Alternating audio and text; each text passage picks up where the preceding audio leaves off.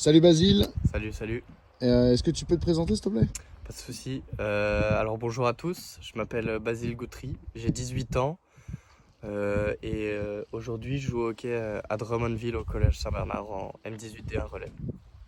Basile, tu peux nous expliquer ton parcours s'il te plaît? Ouais, alors j'ai commencé à l'âge de 3 ans à Megève, ensuite je suis passé par les catégories jeunes, ensuite le HC74, puis ça fait 6 ans que je m'entraîne avec Franck et grâce à lui j'ai eu l'opportunité de partir au Canada donc avec Stéphane Ménard et ça fait 2 ans que je suis là.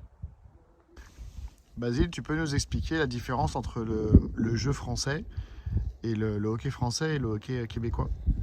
Alors la différence, moi, ce que j'ai remarqué, c'est au-delà de la glace qui est plus grande en Europe, j'ai remarqué qu'ici, c'était vraiment la passion et la gagne qui étaient prioritaires, plutôt que de penser à sa petite personne. Là, c'est vraiment un sport d'équipe et il faut gagner en équipe. Puis je dirais que c'est plus rapide, vu que la glace, elle est plus petite déjà. Puis c'est beaucoup plus intense, que ce soit les matchs ou les pratiques. Les entraîneurs, tellement c'est leur vie de jouer au hockey que c'est beaucoup plus intense et tu ressens la passion qu'il y a dans ce pays pour ce sport. Basile, qu'est-ce qui fait que c'est plus intense au Québec ou au Canada qu'en France, imaginons, sur les mêmes compétitions, les mêmes catégories?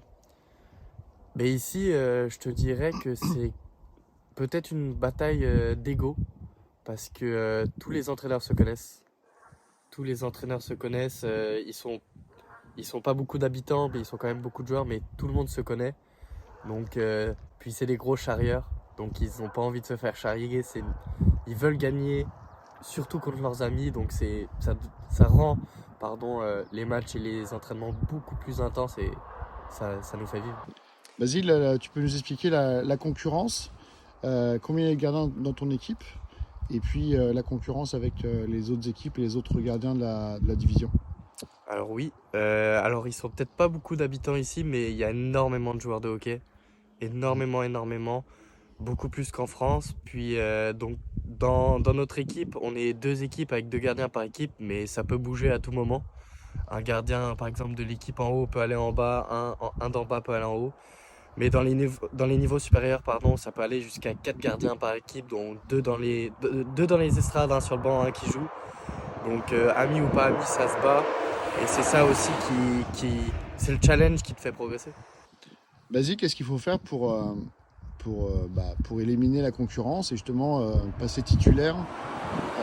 Toi, en tant que Français, qu'est-ce qu'il a fallu faire pour jouer plus de matchs possible et être un titulaire? Alors, ça a été compliqué parce que donc tu arrives dans le pays du hockey en tant que Français qui n'est pas notre sport principal. Mais je te dirais que l'arme principale, on va dire, c'est surtout la régularité, que ça soit aux entraînements, que ça soit au match. Si t'es énormément régulier, des bons matchs, ça paiera. Tu peux nous donner un peu ton planning? C'est quoi le déroulement de la semaine? Alors la semaine, c'est lundi, donc j'ai cours les matins, puis tout l'après-midi j'ai du hockey. Ensuite le mardi, c'est en salle de muscu le soir. Le mercredi, après-midi hockey pareil. Jeudi comme le mardi, puis souvent on a un match le vendredi, samedi ou même dimanche. On peut avoir 3 matchs d'affilée, donc c'est beaucoup intense, mais beaucoup de repos et beaucoup d'hydratation pour récupérer.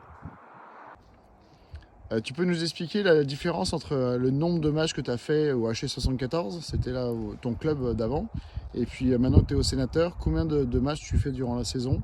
Et nous expliquer ton bilan et c'est quoi la suite pour toi?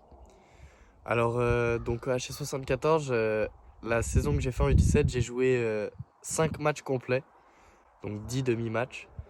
Mais donc la première année que je suis allé au Sénateur, j'ai fait une saison à 43 matchs, séries compris.